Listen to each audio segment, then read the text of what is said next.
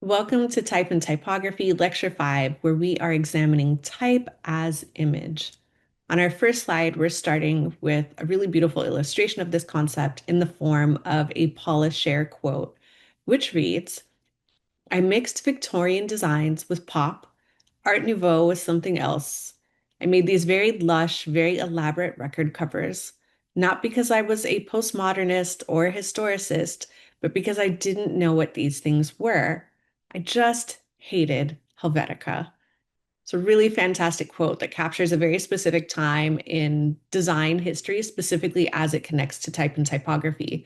To understand this, we have to place Paula Scher in her context um, of a time period that was rebelling against the principles of modernism, which really loved Helvetica. Helvetica was everywhere, it was inescapable.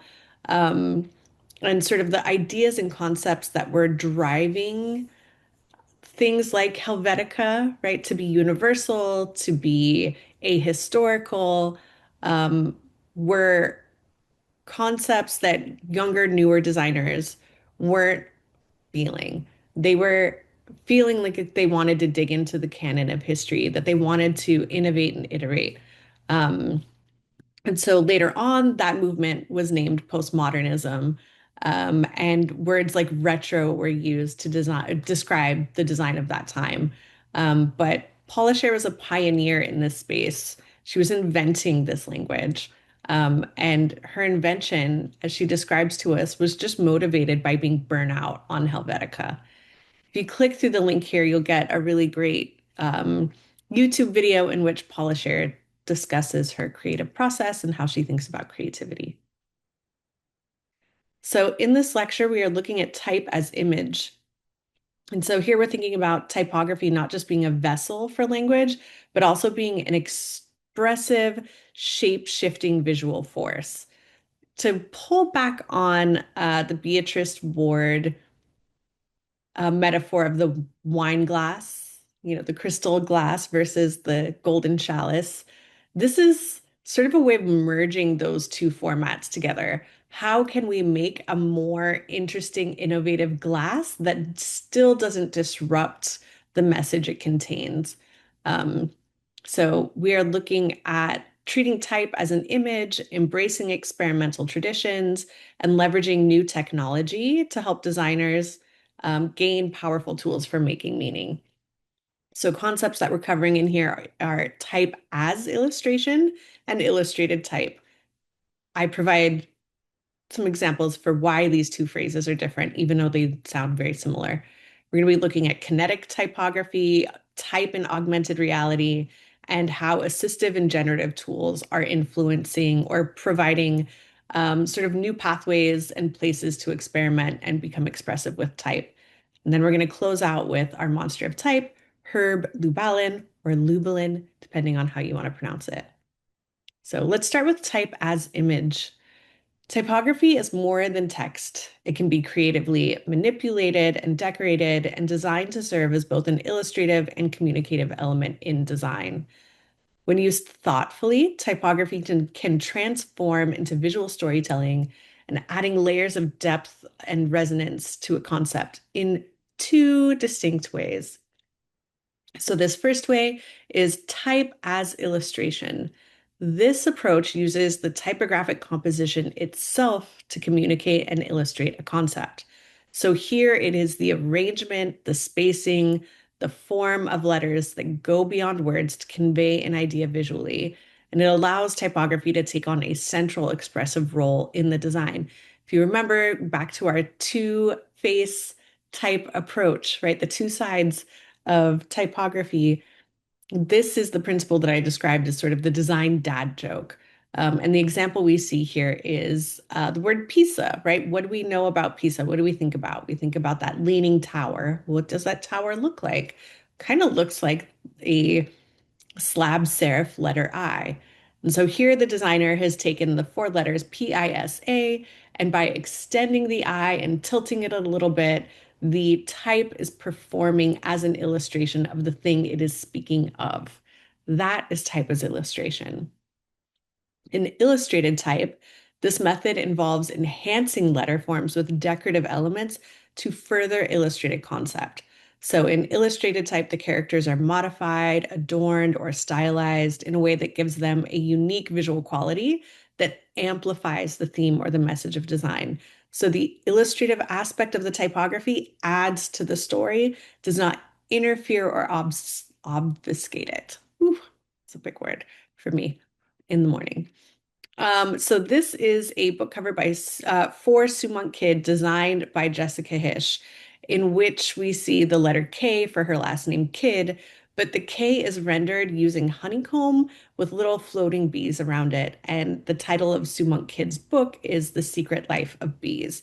So this comes from a series, a Penguin book series of famous authors and their most famous novel. Each book cover has the first initial of the last name of the writer, and that letter is illustrated, adorned in a way that tells us something about the story or connects to the title of the story.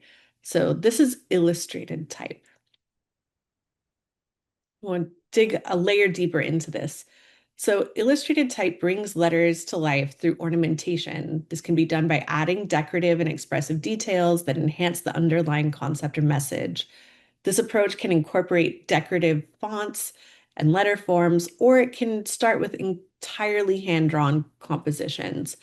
In illustrated typography, the design process is very evident in the final piece, which sometimes makes the methodology or the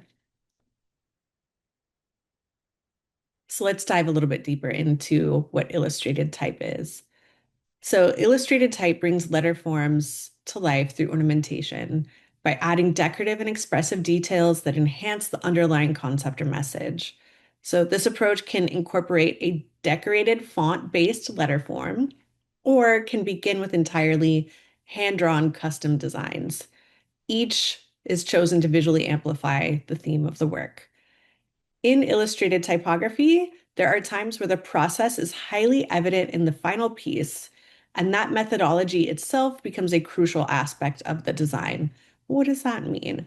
So in this example of the carton de Natal, this is a holiday card, right? That is typographic, but if you zoom in and look closer, it's actually made out of cookies, sprinkles, icing. The entire thing is handmade in its final form and then photographed. And that methodology of hand making, like cookies, using mediums like frosting and sprinkles that we use with cookies, all of those choices elevate the concept. So when creating illustrated type, the possibilities are as broad as your imagination will allow. And when you're in this space, consider the following.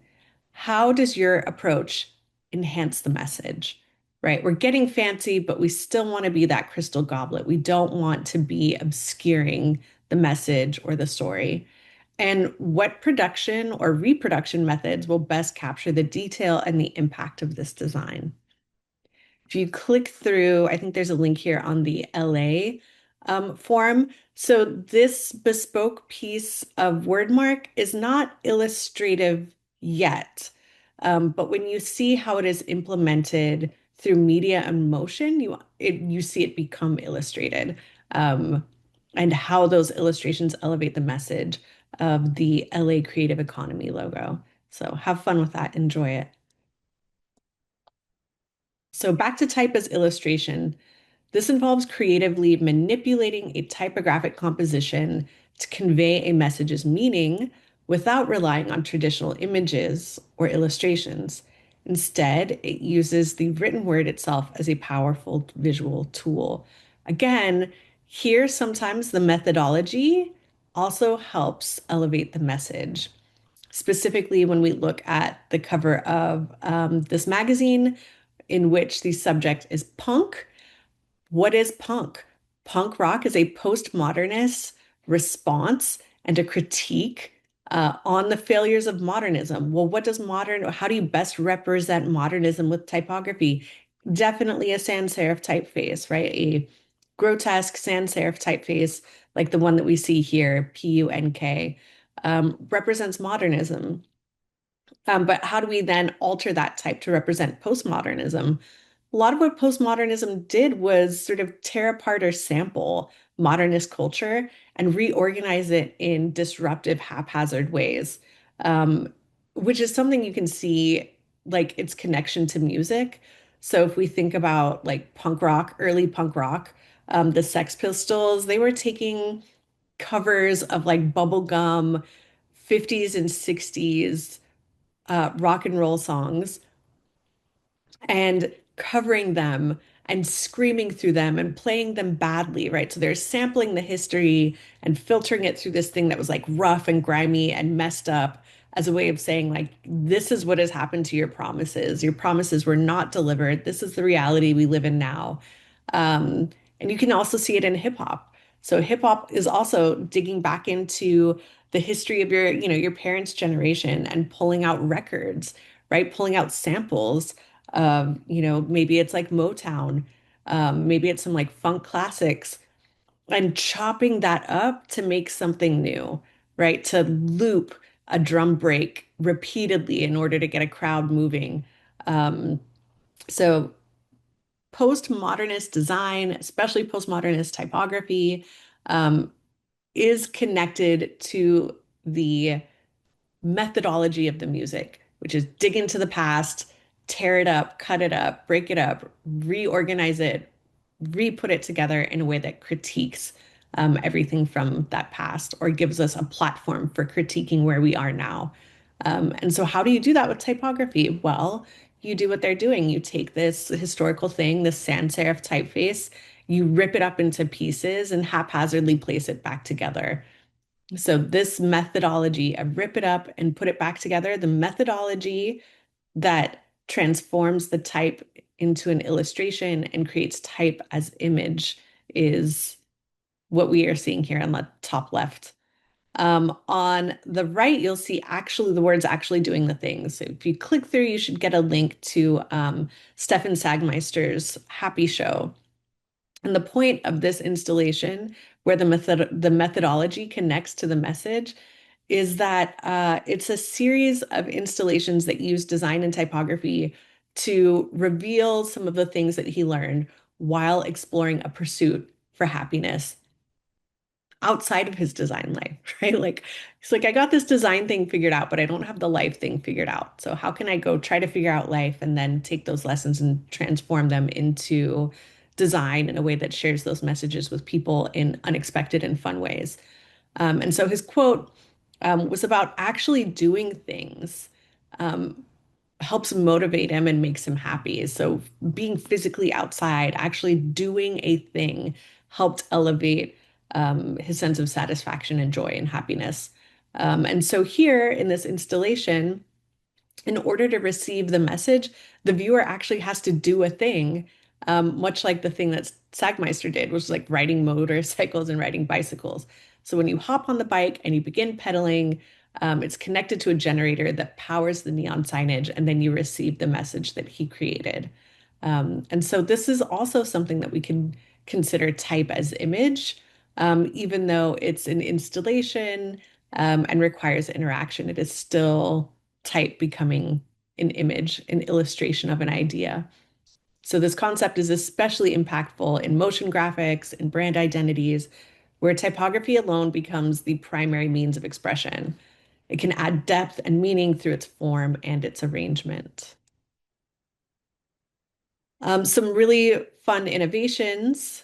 Kinetic typography is the art of moving text in a way that conveys motion, energy, and meaning, turning words into dynamic visuals that enhance the storytelling and the viewer engagement. So, unlike static text, kinetic typography uses motion to express tone, rhythm, and emphasis. It transforms language into a powerful visual experience. We see this technique in film titles and music videos and advertisements, um, digital media where text moves and shifts and grows or animates in sync with audio cues or in order to illustrate a concept. Uh, Type as motion, having a word mark that moves, a logo that moves, having a motion treatment for a brand identity system is basically required at this point of any brand identity system to begin thinking about how the mark you made can also implement motion to tell the story of the brand. So kinetic typography, type that moves, especially when we start thinking about branding and logos, this becomes essential. Almost every brand guideline should include and consider how the aspect of motion can enhance the word mark or logo in a way that connects to the brand story. And this is important now because we have these, right, where we have the ability to set type in motion in a screen-based environment.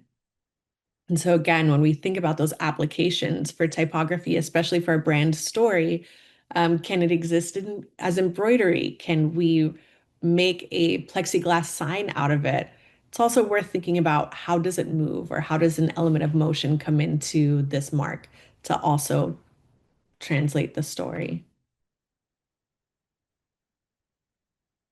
Augmented reality. So, type in augmented reality is another emerging design field where text is integrated into real world environments through digital overlays that add information or context or creative elements in a physical space that users can see around them. So, this can happen with VR glasses. It can also happen within a device setting where as you're standing in a space in real time and you open up your camera and you scan the space or you open up an app, you scan the space, and the type that you're pointing your phone at starts animating. So this is an extension of 3D type, motion type, and then bringing that into an augmented reality space. So, unlike screen-based typography, AR typography has to consider spatial factors and how the text will interact with the environment and how movement will shape the story. Um, so if you want to see some really beautiful examples of this and actually learn how to do it, there's a link here for designer Beatriz Lopez, who is a forerunner in this aspect of typographic design. So type in augmented reality. She also does classes where she can teach you how to do what she does. Assistive and generative tools. So today's typographic landscape is expanding far beyond what tools and Creative Suite can offer right now. Adobe's trying to figure out how to make all of this stuff land under the Creative Suite umbrella. Um, so programming and processing languages allow designers to build generative systems quickly. So what you're seeing here is the work of Vanessa Zuniga. If you click through, it'll take you to her Instagram page where she has reels and various examples of how she is using processing language and software to create generative typographic systems. So this is a system that doesn't just rely on installing a font and typing out letter forms. And she explains it much better than I can. So you can click through, look at some of her work. She also offers classes online from time to time. Um, and along with processing and using um, processing language and code to build generative systems.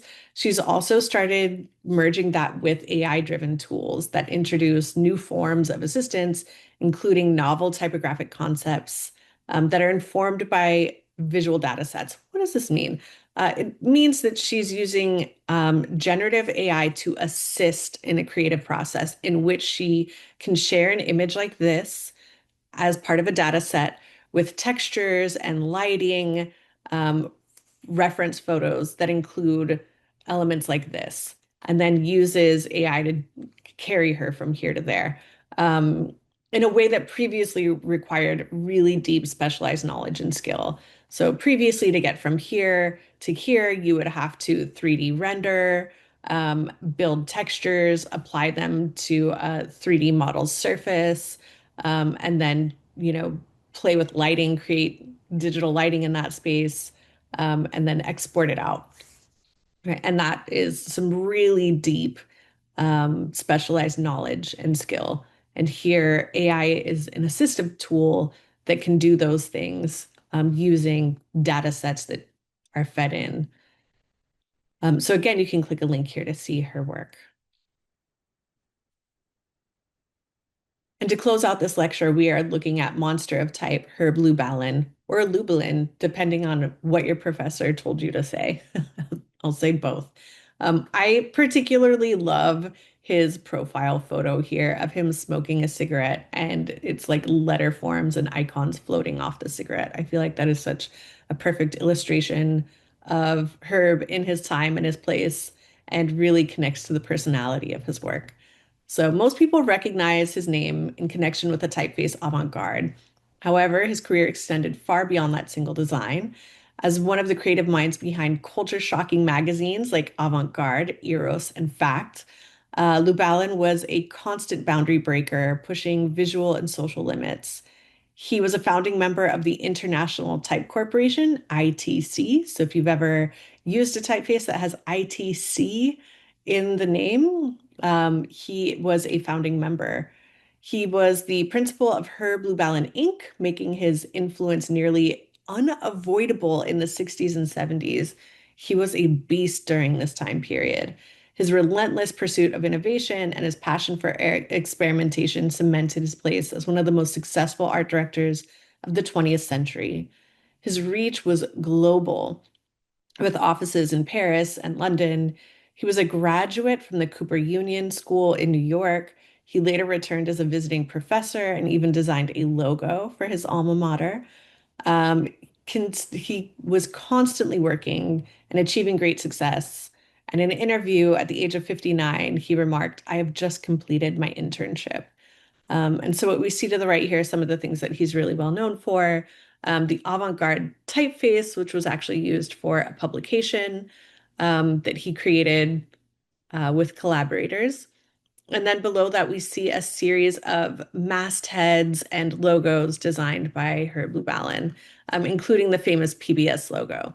So he was chosen specifically for this lecture because he was so great at creating um, an illustration of typography or creating illustrations from typography in his works. So we can see here the word zebra, black and white stripes.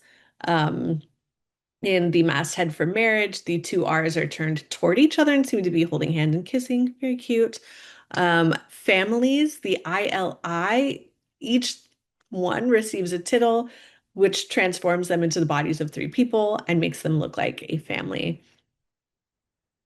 And then mother and child, which we saw previously in the lecture, we see that the letter O becomes the womb and the ampersand tucked within becomes the baby. And here we see both mother and child illustrated in the typographic decisions that he made. If you click through, you'll get a really great website with so much of his work that you can explore further to gain inspiration in the world of type as illustration. Thank you. I hope you've enjoyed this lecture. I look forward to continuing our time together.